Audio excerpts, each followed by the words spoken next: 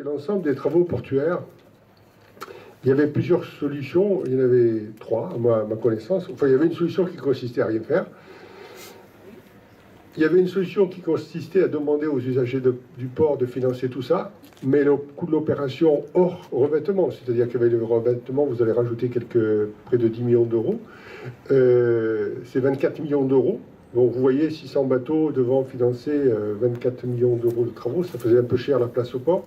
Il y avait l'autre solution qui consistait à emprunter et à faire rembourser toujours par les usagers du port. Et il y avait la troisième solution qui a été celle utilisée par mon lointain prédécesseur, qui avait déjà mis en place cette démarche, qui consiste à faire des garanties d'usage, à modifier des places, enfin, à faire des concessions, selon vous l'appelez comme vous voulez.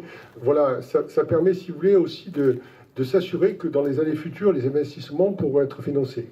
Donc les gens qui achètent, entre guillemets, une place pour une durée de 30 ans, eh bien, ils payent cash. C'est de l'argent qui nous avance, que nous n'avons pas à rembourser et sur lesquels, bien entendu, on ne paye pas d'intérêt. Donc vous comprenez qu'il est mieux ainsi de financer les opérations plutôt que d'aller prendre dans la poche de l'usager ou de charger la barque, si je puis dire, avec des emprunts qui sont de toute façon qui auraient été financés par les usagers.